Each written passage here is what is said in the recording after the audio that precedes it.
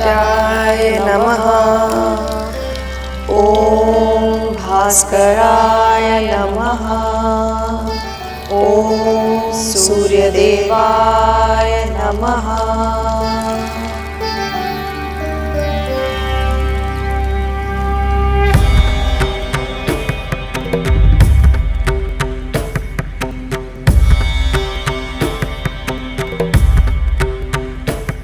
आप सूर्यदेव, आपसे कुछ नहीं छुपा है। आप जानते हैं हम दोनों ने ये जीवन पुत्र का व्रत अपने नागपुत्रों की जीवन रक्षा के लिए किया है। हमने अपने व्रत के समापन के लिए पूरी श्रद्धा और आस्था के साथ आपको ये अर्घ समर्पित किया है। कृपया इसे स्वीकार करें। हम पर और नागपुत्रों पर अपनी कृपा करें देव, कृपा करें।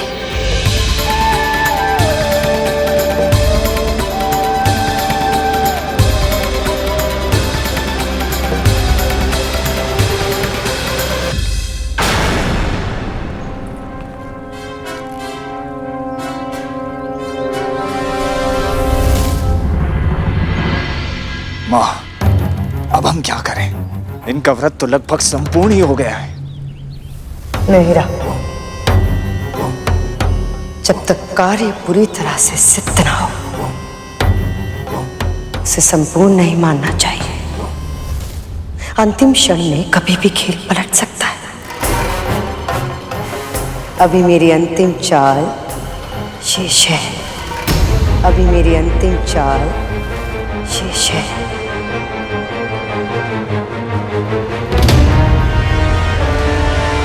अंतिम चाल? अब क्या करने वाली है ये?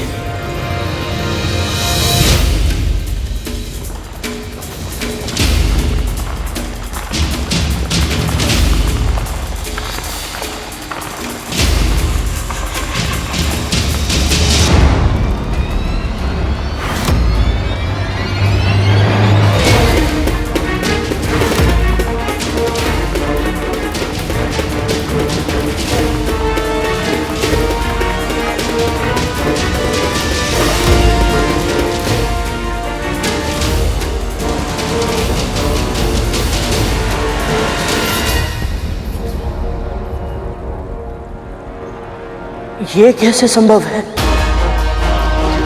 क्या संभव नहीं? गरुड़, क्या कह रहा है तू? माँ, मैंने अभी अभी अपनी दूरदृष्टि से देखा, भोजन के लिए कम से कम 1 सहस्त्र ऋषि आ रहे हैं।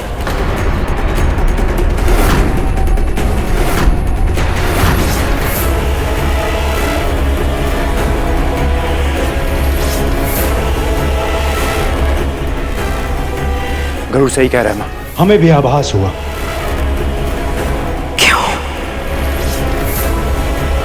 क्यों हो रहा है मेरे साथ ऐसा? जब सब सोचते हो सब कुछ ठीक हो जाएगा, तभी कोई ना कोई समस्या आ जाती है, सब कुछ बिगड़ जाता है। जब कोई तुम्हें मन ही मन कोस रहा हो, तो अनिष्ट के सिवा और क्या हो सकता है कतरू? विंता को दोष देना बंद करो दीदी।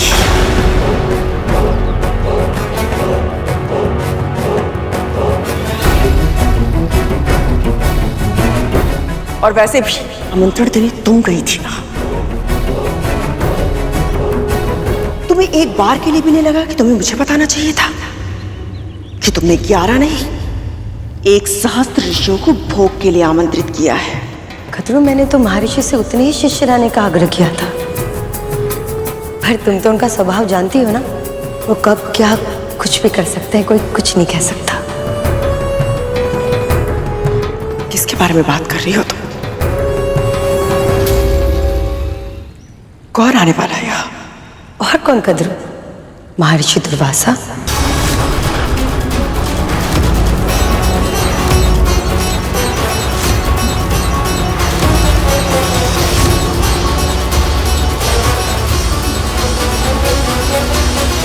मेरी इस योजना से कैसे बचोगी कद्रू?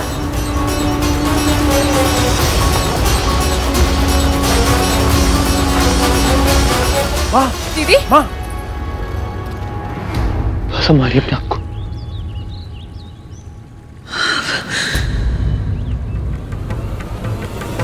अब क्या होगा? महादेव के रौद्र रूप का अंश है दुर्वासा। अभी हम ऐसी स्थिति में नहीं है कि हम उनका आतिथ्य कर पाए।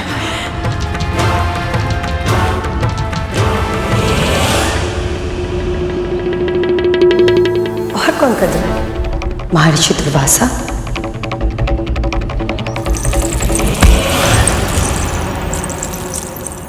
क्यों क्यों कर रही हो तुम ऐसा? तुम्हें क्या लगता है मुझे कुछ पता नहीं है? मैं सब जानती हूं। तुम इससे पहले भी मेरा व्रत भंग करने का प्रयास कर चुकी हो, किंतु अब ये ऐसी कुटिल चाल। तुम अच्छे से जानती थी ना कि अंतिम क्षणों में हम महर्षि और उनके शिष्यों के लिए भोग बनाने में समर्थ नहीं होंगे। इसलिए तुमने जानबूझकर उन सबको भोग के लिए आमंत्रित किया, है ना?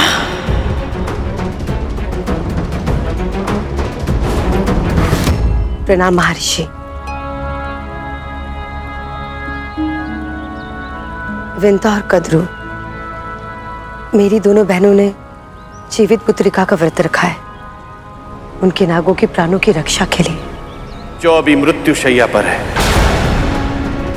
तुम मुझे भोग का निमंत्रण देने आई हो। तुम मेरी कृपा प्राप्त करने का स्वांग कर रही हो, जबकि सत्य तो यह है कि तुम मेरी क्रोध की अग्नि को भड़काना चाहती हो, ताकि उसमें कद्रू और विंता के व्रत का पुण्य जल जाए और कद्रू के पुत्रों की मृत्यु हो जाए। महर्षि, मैं वो इंद्र को दिए गए मेरे श्राप का लाभ अनजाने में तुम्हारे पुत्र को मिला, और बलि राज सिंहासन पर जा बैठा। तुम असुरों को यदि स्वर्ग में मिल जाए तो भी तुम्हारी कामनाएं कभी समाप्त नहीं होती, किंतु यदि तुम्हें लगता है कि तुम मुझे बहला फुसला कर मेरा उपयोग छल कपट के लिए करोगी, तो ये तुम्हारी भूल है दीदी।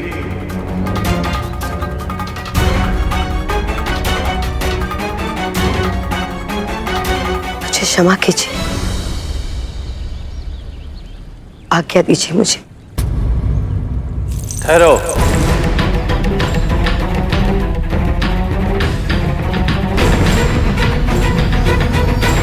जी महर्षि।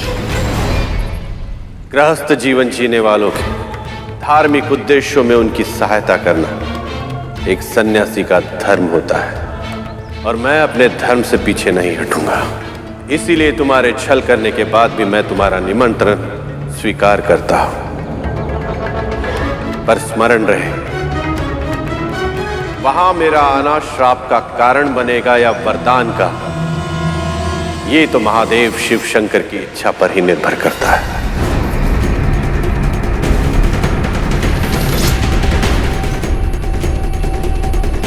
चुप क्यों हो? उत्तर दो दीदी।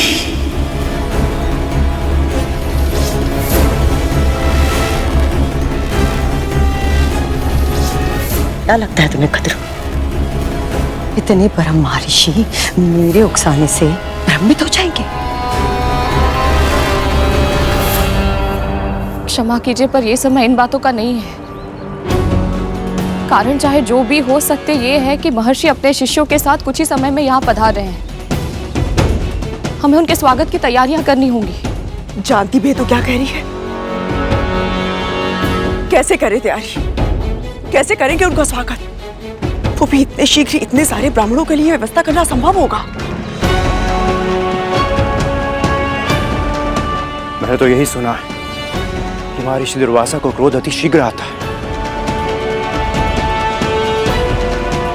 यदि उनके स्वागत में हमसे कोई भूल हो गई तो? और अतिथि तो देवता समान होते हैं, और वो इस ओर आ ही रहे, तो हमारे द्वार से लौटने के लिए नहीं कह सकते।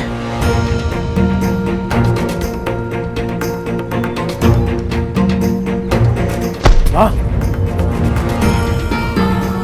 बहुत बुरी तरह फंस गए हम। इस स्थिति से बाहर निकलने का कोई उपाय नहीं हमारे पास। यदि महर्षि का स्वागत नहीं किया तो तो भी उनका अपमान होगा, और यदि स्वागत करने का प्रयत्न किया तो भी उचित व्यवस्था के अभाव में भी उनका अपमान होगा।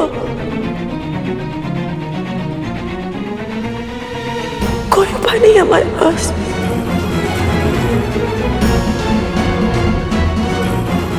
सब विफल हो गया, हमारे सारे प्रयास, जीवित पुत्र का व्रत सब विफल हो गया।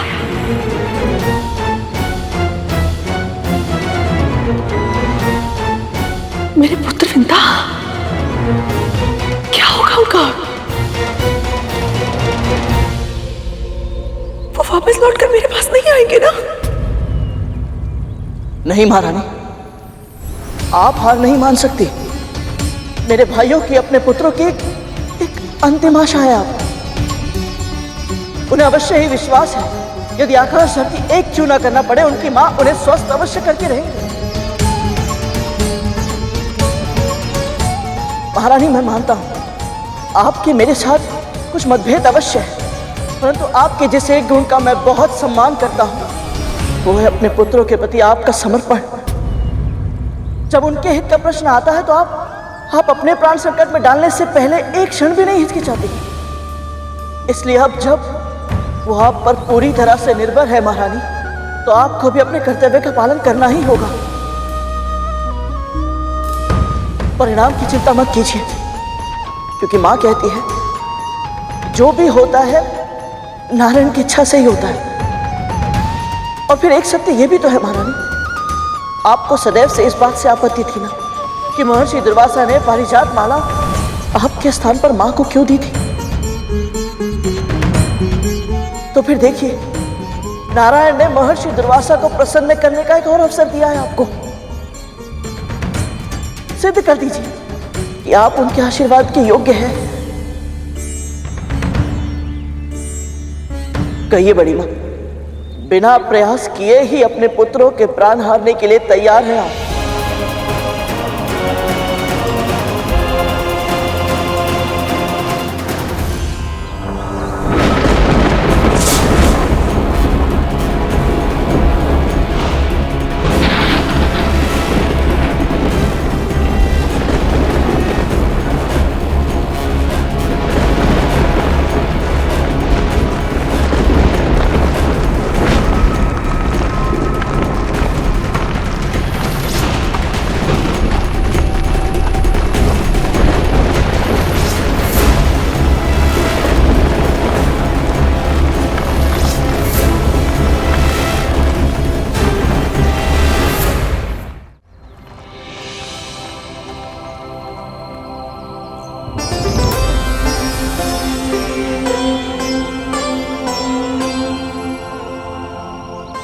मैंने कभी कल्पना भी नहीं की थी कि आप जैसे महान ऋषि और इतने सारे शिष्यगणों की सेवा का अवसर मुझे मिलेगा।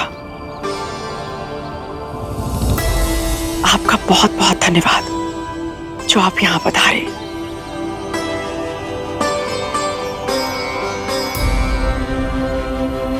ये सब शिव शंभू की कृपा से ही होता है।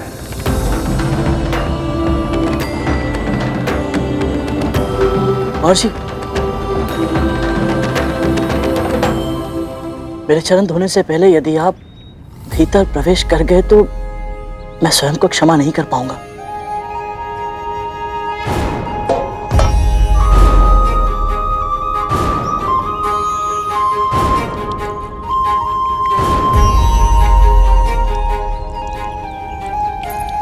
दीदी, गरुड़ जानबूझकर चरण पखारने का ये कार्य धीरे धीरे कर रहा है ताकि हमें तैयारियां करने के लिए अधिक से अधिक समय मिल सके।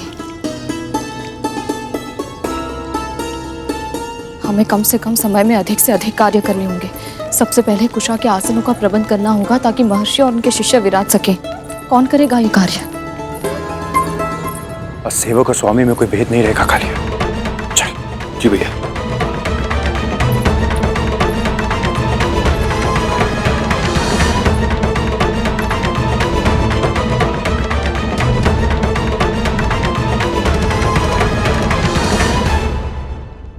यहाँ तो इतनी सारी चींटियां हैं।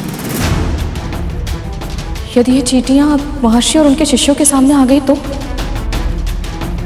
मुझे यहाँ चारों ओर रंगोली से सीमा रेखा बनानी होगी ताकि ये चींटियाँ भोजन के आसपास ना जा पाए।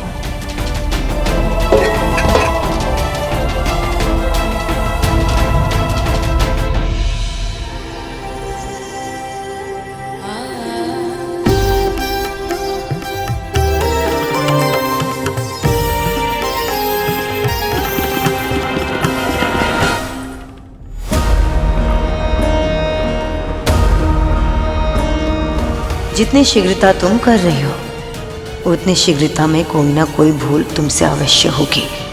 तुमसे और वो एक भूल तुम्हारे परिवार को नष्ट कर देगी।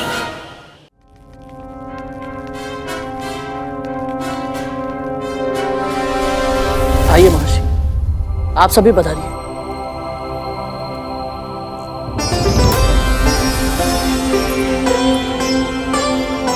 इतनी शीघ्र इतनी बड़ी रंगोली बन गई? एक साथ इतने आसनों का प्रबंध कैसे हुआ?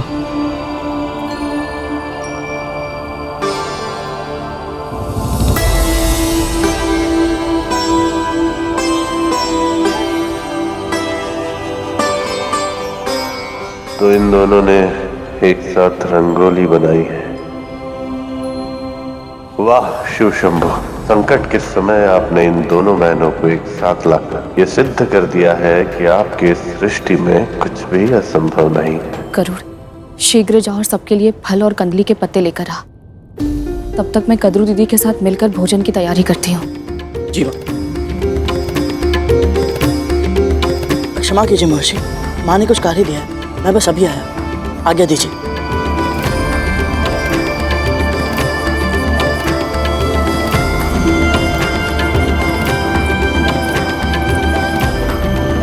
आप स्थान ग्रहण करें, हम आपके भोजन का प्रबंध करते हैं।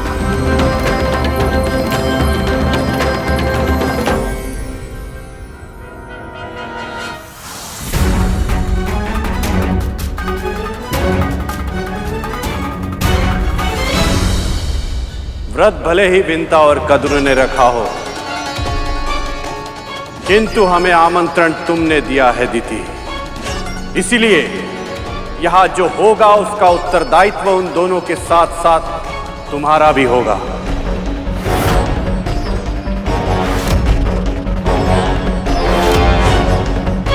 हे प्रभु, यदि हम भोजन की व्यवस्था समय पर नहीं कर पाए तो ऋषि दुर्वासा के क्रोध का प्रकोप नाग भाइयों के साथ साथ हमारे जीवन पर भी पड़ेगा।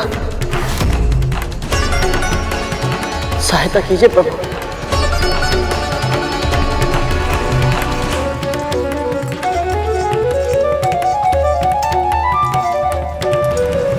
हे प्रभु, व्रत को सफल करने में हमारी सहायता करें। अब तो केवल आप ही हमारा सहारा है। यदि हम ऋषि दुर्वासा और उनके शिष्यों को भोजन ना करा पाए तो उनके क्रोध का सामना हम कैसे करेंगे?